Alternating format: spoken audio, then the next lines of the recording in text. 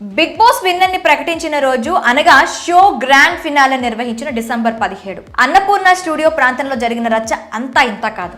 Runner up Amardeep, winner పల్లవి Prashanth fans ఒకరి మీద ఒకరు దాడి చేసుకొని రంగం సృష్టించారు. కంటెస్టెంట్ల కార్లను ధ్వంసం చేయడం మాత్రమే కాక అమర్దీప్ వెంటపడి తరిమి తీవ్ర ఉద్రిక్త పరిస్థితులు సృష్టించారు. పైగా ప్రభుత్వ ఆస్తులైన ఆర్టీసీ బస్సులను కూడా ధ్వంసం చేశారు. జరిగిన అల్లర్ల మీద ఆర్టీసీ ఎండీ సజ్జన నారాయణ వంటి నేతలు ఖండించారు. అంతేకాక అల్లర్లకు బాధ్యుడంటూ బిగ్ బాస్ విజేత పల్లవి ప్రశాంత్ మీద పలు సెక్షన్ల కింద కేసు కూడా నమోదు చేశారు పోలీసులు. ఈ క్రమంలో తాజాగా పల్లవి ప్రశాంత్ పరారీలో ఉన్నట్లు తెలుస్తోంది. గజ్వేల్ సమీపంలోని కొల్లూరు గ్రామానికి చెందిన Pallavi Prashanth Bigg Boss season 7 winner గా అమర్దీప్ రన్నర్ అప్ గా నిలిచారు. ఈ నేపథ్యంలో ఇద్దరి అభిమానులు పెద్ద సంఖ్యలో జూబ్లీహిల్స్ రోడ్ నెంబర్ 5 లోని అన్నపూర్ణ స్టూడియో వద్దకు చేరుకుని నినాదాలు చేయడంతో తీవ్ర ఉద్రిక్తత నెలకొంది. అమర్దీప్ ను విజేతగా ప్రకటించకపోవడంతో అతడి అభిమానులు గొడవకు దిగారు. మరోవైపు పల్లవి ప్రశాంత్ అభిమానులు వేలాదిగా అక్కడికి చేరుకొని నినాదాలు చేస్తూ అమర్దీప్ కారును ధ్వంసం చేశారు. అలానే ఇతర కంటెస్టెంట్ల కార్లను కూడా ధ్వంసం చేశారు.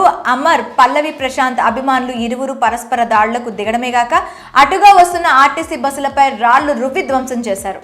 బయట గొడవ జరుగుతున్నట్లు గుర్తించిన బిగ్ బాస్ యాజమాన్యం పల్లవి ప్రశాంత్ ను స్థానిక పోలీసుల సహకారంతో రహస్య మార్గం నుంచి బయటకు పంపించింది.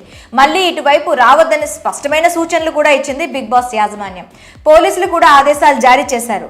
కానీ పల్లవి ప్రశాంత్ మాత్రం అటు పోలీస్ ఆదేశాలను ఇటు బిగ్ బాస్ యాజమాన్యం సూచనలను పట్టించుకోకుండా గొడవ జరుగుతున్న ప్రాంతానికి ఓపెన్ టాప్ జీప్ పై చేరుకోవడంతో పరిస్థితి మరింత ఉద్రిక్తంగా మారింది. ఇరు వర్గాల మద్దతుదారులు రాళ్లు రువ్వుతూ మహిళా కంటెస్టెంట్ల మీద కూడా దాడి చేసి నానా బీభత్సం సృష్టించారు. మొత్తంగా అల్లర్లకు కారకుడైన పల్లవి ప్రశాంత్ మీద జూబ్లీ హిల్స్ పోలీసులు పలు సెక్షన్ల కింద కేసు నమోదు చేశారు. ఈ విషయం తెలుసుకున్న పల్లవి ప్రశాంత్ మంగళవారం నుంచి ఫోన్ స్విచ్ ఆఫ్ చేసి పోలీసులకు దొరకకుండా పరారయ్యాడు. దీంతో అతడి సోదరుడు పరశురాములు కోసం పోలీసులు ఒక బృందాన్ని ప్రశాంత్ స్వగ్రామానికి పంపించారు. అంతేకాక అతడి కార్ డ్రైవర్ సాయి కిరణ్ ను అదుపులోకి తీసుకొని విచారిస్తున్నారు. పల్లవి ప్రశాంత్ కోసం ప్రత్యేకంగా 3 బృందాలను ఏర్పాటు చేశారు పోలీసులు. అంతేకాక ప్రశాంత్ అనుచరుల ఫోన్ డేటాను సేకరించారు పోలీసులు.